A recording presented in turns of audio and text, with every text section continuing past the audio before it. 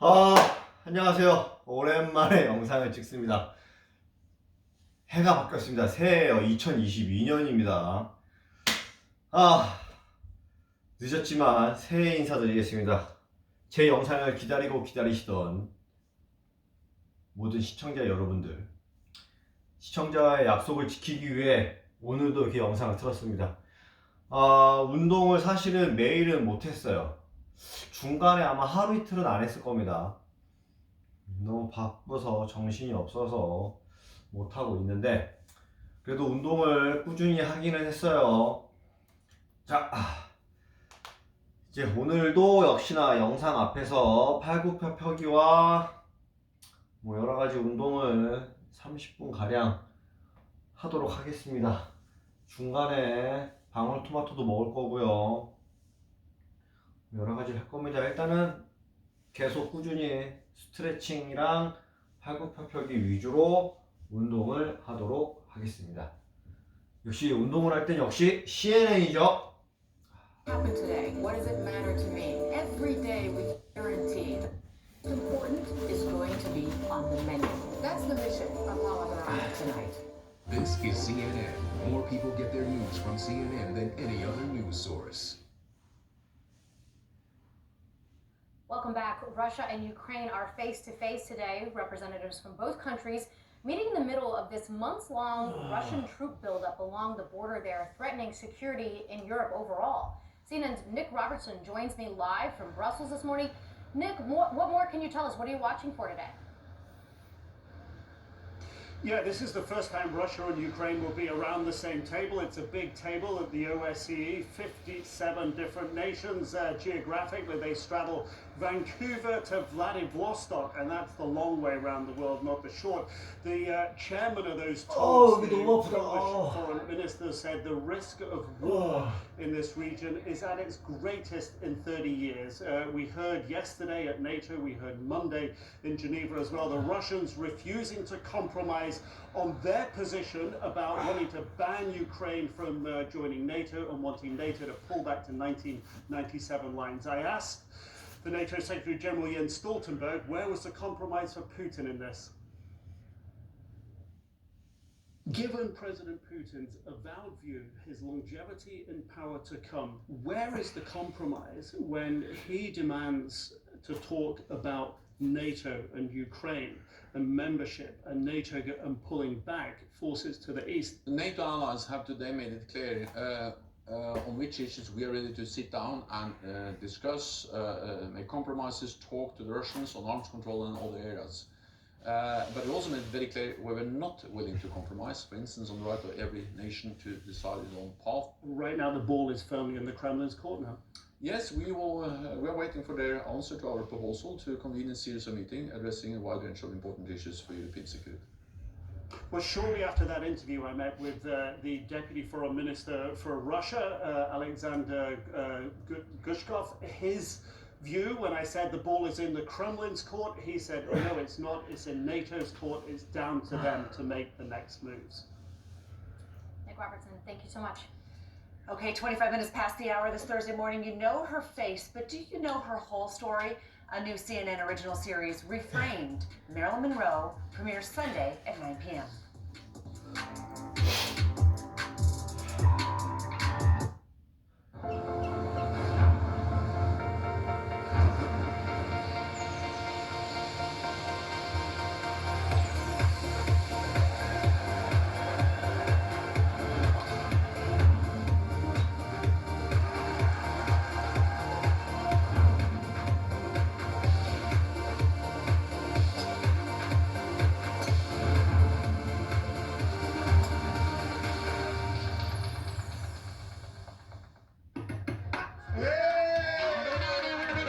The world is the stage, and this time, humanity is the star.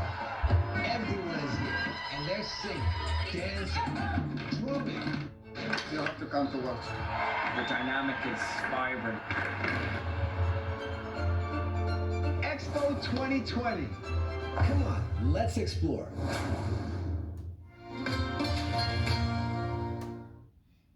Did you commit to stopping your crackdown against Alexei Navalny? This is the prison colony where Alexei Navalny has been interned. Почему? Do you see these guards are waiting for us who can't even register to be here? Are you happy with your president? It's very interesting question. I can't tell you the truth. Would you take this opportunity to apologise to the people of Belarus for the human rights abuses that they've suffered at your hands? Is there a chance that the Russians could be planning an invasion of us? There's very little sign of any side backing down. It's got blasted with a water cannon. We can't go any closer. There could be some interception by the Russians. Oh, good. That's better. As Russian forces pull back their troops, they're redeploying. Naval forces, border beasts have been deployed. We're run for it, right? Yes, come on, let's go. Matthew Chance, CNN. Business never sleeps. As the sun sets in Seoul and Shanghai, deals are signed in Dubai, and Europe is already in play. New York prepares to make its first move. 아우. I'm Julia Chatterley, journalist, global market analyst, and host of CNN's First Move. Join me in the financial capital of the world for market-moving perspective on the news influencing global politics, culture, finance. I'll speak to newsmakers, risk takers, and the ultimate game changers. Bold moves, deals, winning trades. It's all right here. Make CNN your first move. First Move with Julia Chatterley. Tonight on CNN.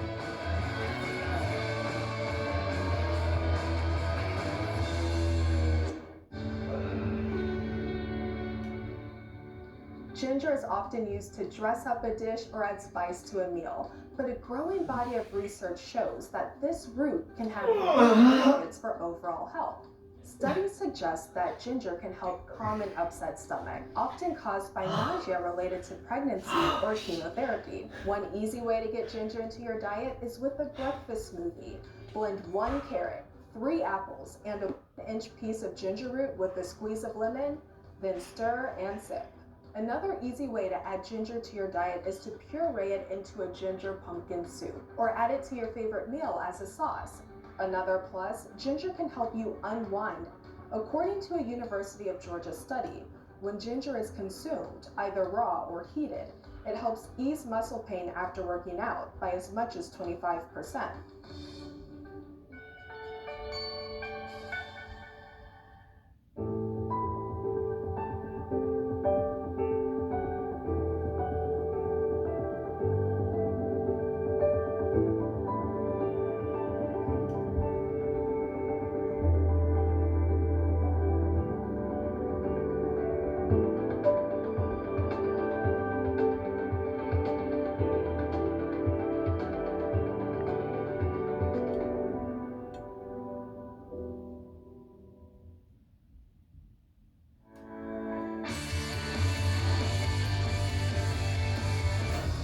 Thursday morning, everyone. This is Early Start. I'm Christine Romans. I'm Laura Jarrett. It's about 29 minutes, 30 minutes, I should say, past the hour here in New York. Time for our top stories to keep an eye on today. House Minority Leader Kevin McCarthy says he will not cooperate with the House Select Committee investigating the January 6th riot, calling the probe an abuse of power. The committee has asked McCarthy to come in for a voluntary interview and provide details about former President Trump's state of mind during the Capitol attack and in the weeks that followed. Will he play? Novak Djokovic, now the official #1 seed in the Australian Open men's singles draw, but he's still awaiting a decision from immigration officials on whether he can stay in the country. The investigation into his vaccination status and inconsistencies in his paperwork has gone on for days. Biden administration officials will meet with tech companies like Apple and Google today over national security concerns involving their software. A critical vulnerability emerged last month that could have exposed hundreds of millions of devices worldwide. The armorer on the film Rust is suing the weapons and ammunition supplier for negligence in the fatal shooting of cinematographer Helena Hutchins. Hannah Gutierrez-Reed blames Seth Kenney and his company for supplying live bullets mixed in among dummy and blank rounds. Uncle Sam wants you, and he's willing to pay. The U.S. Army is increasing the bonus that highly skilled enlisted soldiers receive up to $50,000. That's up from the previous maximum of $40,000. Soldiers will need to enlist for 6 years in order to qualify.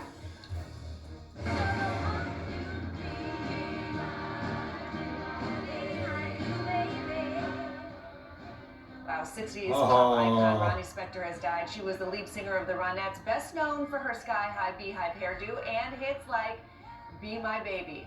Her family says she died after a brief battle with cancer. Ronnie Spector was 78. Well, President Biden is sending a wave of military medical teams to help 6 states with hospitals that are overwhelmed right now with COVID patients. The teams will be Surge, the Cleveland Clinic in Ohio, Coney Island Hospital in Brooklyn, Rhode Island Hospital in Providence, Henry Ford Hospital outside Detroit, University of New Mexico Hospital in Albuquerque, and University Hospital in Newark. They will be triaging patients, helping to decompress overwhelmed emergency departments, and freeing up healthcare providers for other life-saving care. New this morning, West Virginia's Governor Jim Justice is, quote, not doing well. That's how his chief of staff describes the governor's condition after Justice tested positive for COVID on Tuesday and started receiving treatment at home. Brian Abraham told the West Virginia Gazette-Mail the governor is trying to put up a strong front, but the disease is affecting him. Well, there is a small glimmer of light at the end of this Omicron tunnel. The average number of cases looks like it may be starting to plateau, holding steady for the first time in about a month. But the number of Americans dying of COVID is still creeping up now. It's almost 1,700 each day. But the CDC director thinks those deaths may not be primarily from Omicron. I believe right now that those deaths are still the lagging deaths from Omicron. From Delta, the lagging deaths from the Delta wave. We have seen, as you noted, that death rates are down from Omicron of about 91%. And we will need to follow those deaths over the next couple of weeks to see the impact of Omicron on mortality. The number of critically ill patients just keeps climbing as ICUs fill with unvaccinated COVID patients. Kentucky, Alabama, Indiana, New Hampshire have less than 10% of beds remaining. In Mississippi, the state is requiring medical centers to transfer some critical patients to prevent overburdening any hospital. Utah hospitals also filling with COVID patients. The University of Utah briefly turning ambulances away last week. In this moment in time, I'm already dramatically understaffed. And now with the increase in staff out due to COVID-related reasons, I am unable to care for the patients that we need to. I had 3 nurses leave because they can't do this again. They feel like we're going backwards. In Minnesota, the state is waiving regulations that normally restrict hospitals and nursing homes that want to add beds. Health officials say the public can help as well, of course, by doing their part and getting vaccinated. We're going through and our empathy is taking a hard hit. We will fight and take care of every patient that comes through our walls. Imagine a 50-car pileup on the interstate, and the car number 51 is coming in, right? And the car that's coming in, you're warned, the roads are icy, it's slippery. But why are they going into that? I'm deeply concerned about schools over the next 2 weeks. I'm deeply concerned because of staff outreach on this. Minnesota Public Schools temporarily moving to online learning from tomorrow through January 27th in response to significant staffing problems there. California also temporarily changing rules, making it easier to hire substitutes to deal with the teacher shortages driven by this latest surge.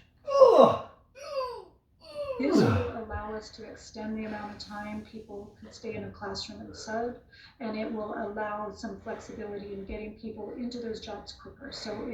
It will allow for retirees to be able to sub longer. Oklahoma City Public Schools and Indianapolis Middle and High Schools also shifting online for the rest of this week. In Quebec, first-time COVID vaccination appointments have spiked after an announcement that anyone who was unvaxxed would be fined. The province says 90% of residents have had the first shot, but those who haven't, there's still a burden on the public health system. The fine, which has not been specified, by the way, does not apply to those who are medically exempt. Prime Minister Justin Trudeau says Canada is considering extending the rule to the rest of the country. All right, the pandemic widening the wealth gap and the divide between rich and poor countries may grow for the next decade. That's according to the World Bank. The gap had been narrowing over the last 20 years or so, but the World Bank report predicts increased human suffering and instability because poor countries have less ability to obtain and distribute vaccines quickly, and they tend to have limited access to debt markets to cushion the economic pain. And inflation could be more of a problem. For rich countries, higher food prices are more of an annoyance. For poor countries, they can cause mass starvation. To Capitol Hill now and the fight for voting rights. President Biden will meet with Senate Democrats over lunch today as they try to plot a path for how to overcome the GOP filibuster on this. Former President Obama also now throwing his weight behind President Biden's efforts. CNN's Daniela Diaz joins us live from Capitol Hill this morning. Daniela, Senate Majority Leader Chuck Schumer is expected to lay out what happens next in this uphill battle, and he may have found a bit of a loophole. Tell us more. For a loophole indeed. Now bear with me, for the Senate or the House to vote on any sort of bills, there's a lot of procedures that go before or happen before they're able to vote on these bills. So I'm going to get a little bit in the weeds, but basically the way this is going to work is the House is going to take up, probably as soon as today, an amendment on a bill that has nothing to do with voting rights legislation. It actually is related to NASA leasing underutilized property to private groups. And they're referring to this as, Democrats are referring to this as a, quote, shell bill. That's how this is going to work. Once the House votes on this, it will strip that legislation of its existing language and then replace it with the text for the Freedom to Vote Act and the John Lewis Voting Rights Advancement Act, these voting rights legislation, the bills we keep talking about.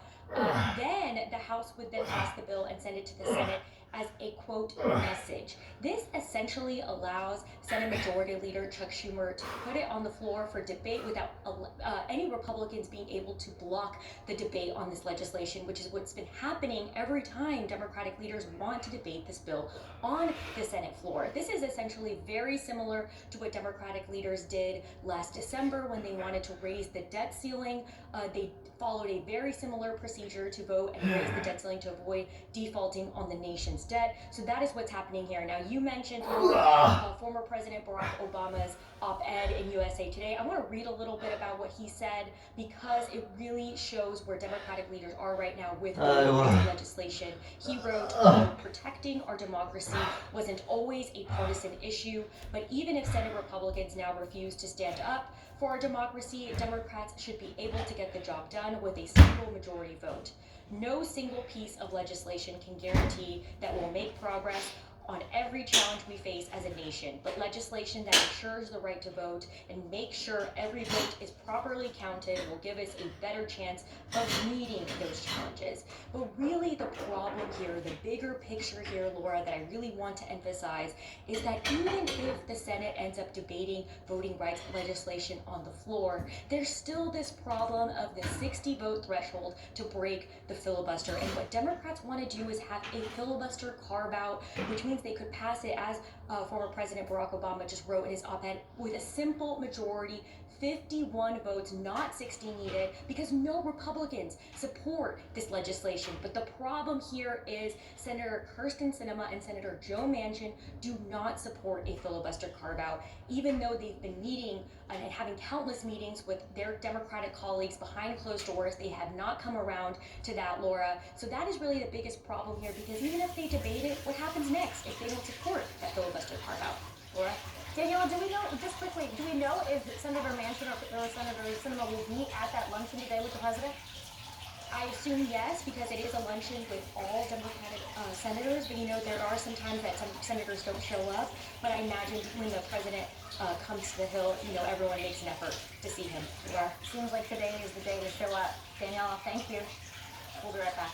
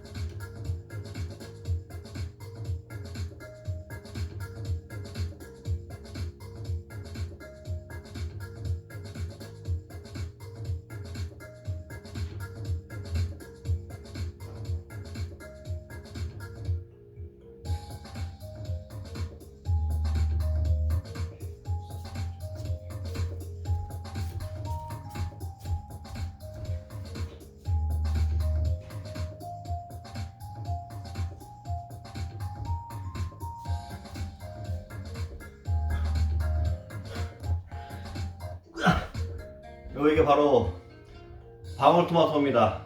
이게 바로 오늘 저의 저녁이에요. 둘, 넷, 여섯, 여덟, 열, 열둘, 열네, 열여섯, 열여덟, 스물, 스물둘, 24개. 방울토마토 24개.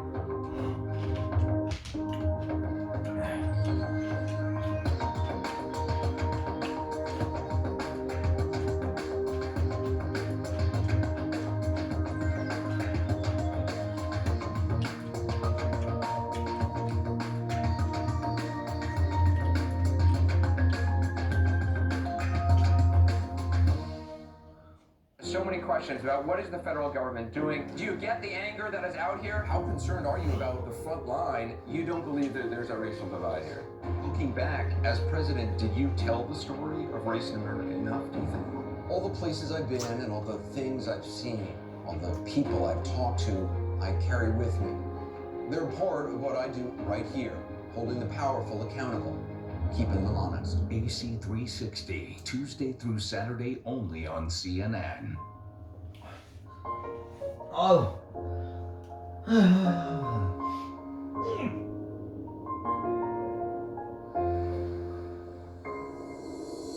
We share this place. We all belong.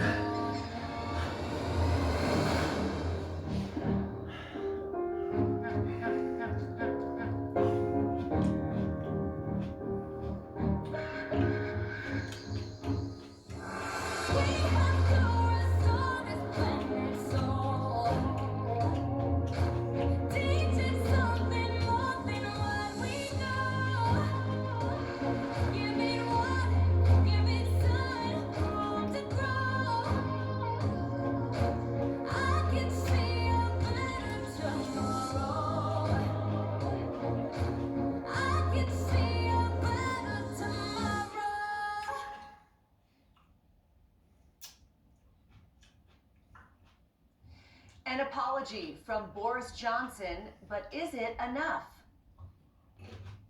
Mr. Speaker, I want to apologise. And I know the rage they feel with me and with the government I lead when they think that in Downing Street itself the rules are not being properly followed by the people who make the rules.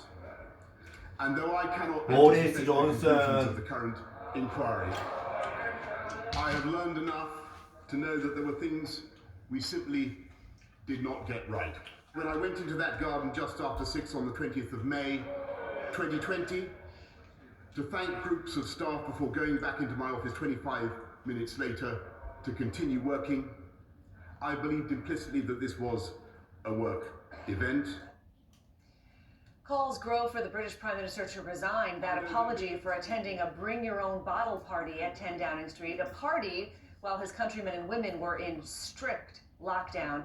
Selma Abdelaziz is in London with the very latest. How is that apology going over here? Christine, finally, after weeks of reports of Christmas parties and garden parties and bring your own booze parties all taking place in 2020 in the height of the pandemic in this country, finally, an apology from the Prime Minister.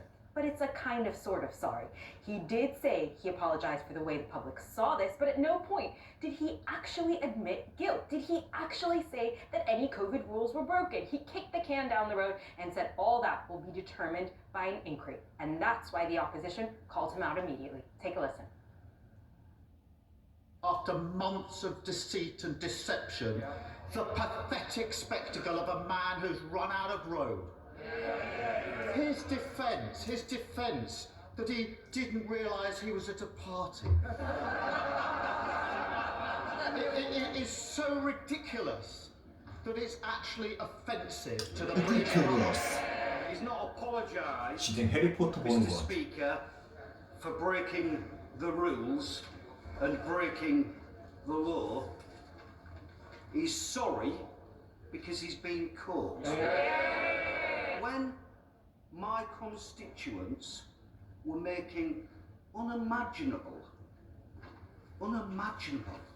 decisions, he was hosting a boozy party in Downing Street. So how does he think he can still maintain the one rule for him and another for the rest of us. He cannot and he must resign. Mrs. Speaker, I refer to the answer I gave earlier on. That line right there in Parliament of he didn't 마지막 10개만 하고 or work, that's become 영상 그만하고 방울토마토 마저 먹겠습니다. Just log on to social media. But still, it's not the apology his critics wanted. It is a massive about face, a huge U-turn for a prime minister who had so far denied.